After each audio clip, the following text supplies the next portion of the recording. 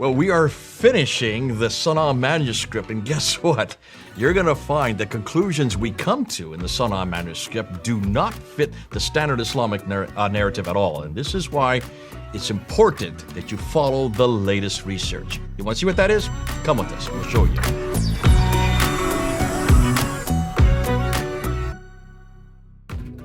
Greetings, everyone. This is Fadi, and I welcome you back to a continuation of our series on creating the Qur'an. Last time, we took a deep dive into the lower layer of the Sana'a manuscript, and right now we are going to take a look also at the upper layer of the Sana'a manuscript and explore some of the problems that are found in there when we compare it to the 1924 Cairo edition. With me here in studios to unpack all of that for us is our dear Dr. J. Smith. Dr. J, welcome back. Yeah, good to be back and also to continue with this very interesting Sana'a manuscript problem, because obviously it is a difficulty since it was discovered back in 1975.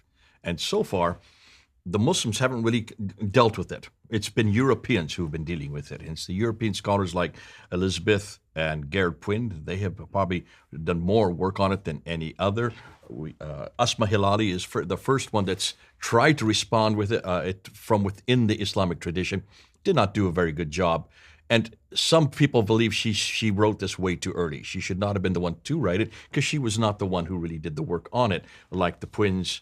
Even Sadeghi and Bergman have with what they did on the radiocarbon, they are further ahead than her. But notice that both Sadeghi and also Bergman came back to a conclusion that the paleographical evidence is better than the radiocarbon evidence. Right. And I want to just say something about her book. I'm a little bit biased, the fact that she's an Arab and she's from North Africa, and I spoke with her in the past. And in my humble view, her book is an excellent resource for my research, to say the least. Yeah, it's just the conclusions are not necessary. That very few of the scholars are going with her conclusions because she's trying to push it, she's trying to force it within the Islamic traditions, which is knee-jerk reaction that many people have. Now let's go, and that was the lower layer that we're talking about. Now we're in the upper layer, so this is, scholars used to say this is dated to 705, but as you see, almost all the scholars that we quote, and that's why we're quoting scholars, because they're the ones that have done the work on it, they're saying that the upper layer is mid-8th century. So we're talking about the time that the Abbasids come to power. We're no longer talking about, Abd al-Malik and Hajjaj. Right. I want to say something about this,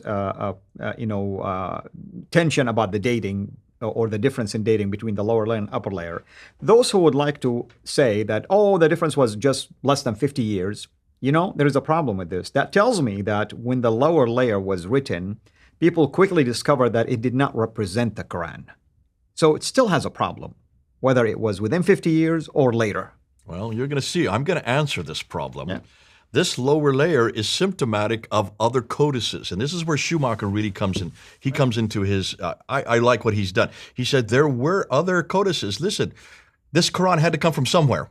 Where do you think it came from? True. And I am 100% on board with that. Exactly. It doesn't just come ex nihilo. Exactly. It has to have been borrowed from other sources. That is correct. Those sources would have existed in the 7th century. Looks like this lower area represents one of those codices, which have now long since been destroyed. Remember, that's what the Abbasids did, right? We know this. Look and see what even Al-Bukhari even mentions, that when he was given 600,000 of these akhbar, these sayings, just the hadith, he then whittled them down to 7,397. That's 98% of them were thrown away. I mean, Jay, someone didn't just sleep and wake up thinking that there is a Quran and they wrote the lower layer. They had to have memorized it or saw something and wrote it based on that. Yeah, well, I would suggest it reflects other codices.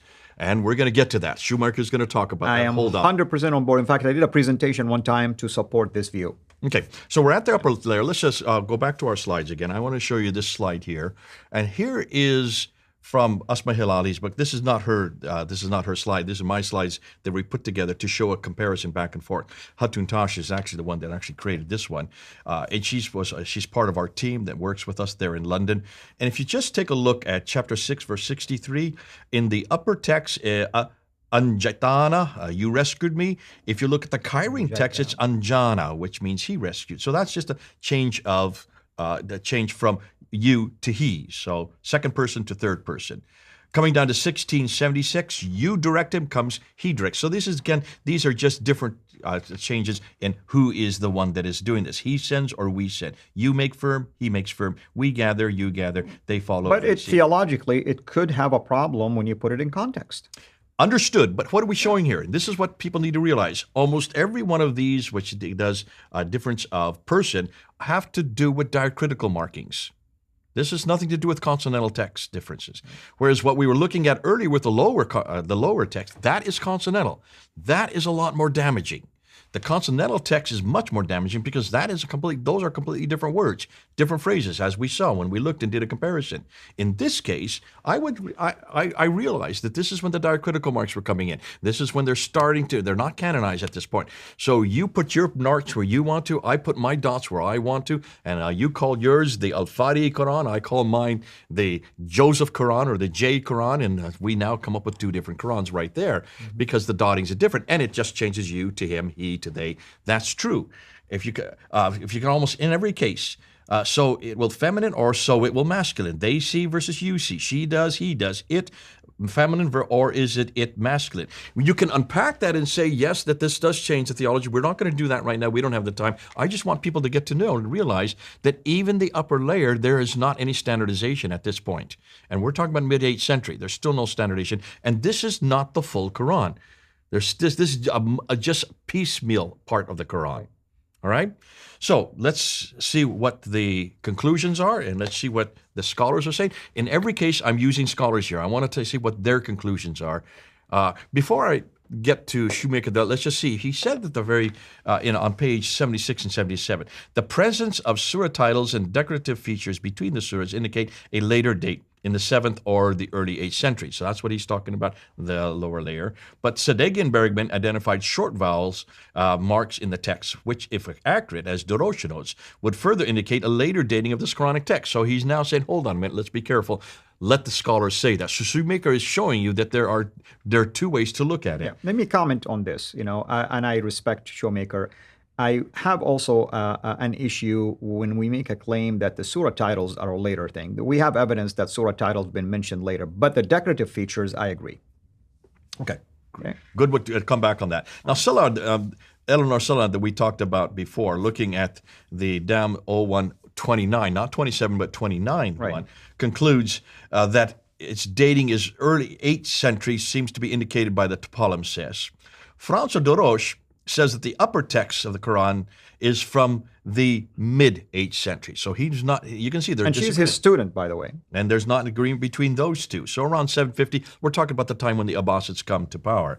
So let's see what Shoemaker then concludes. And he says, the original Quranic text of the Sana'a manuscript, erased lower writing, is a non-standard version of the Quran that deviates regularly from the received version, now identified as the Uthmanic Quran. So far, efforts to identify the manuscript's original Quran has not been successful. What we have in the undertext of the Sana'a, this is 0127, not the 29, 27, is a witness to a different early version of the Quran. And that's where the Palimpsest is. It's in this 27. So fascinating. You're getting even a disagreement within scholarship, yet it's very clear that this is not Uthmanic. These are all either from the time of Abd al-Malik or from the time of the Abbasid incursion when they then take over. And of course, they are the ones who then, what we would suggest are the ones that solidified and canonized the Quran.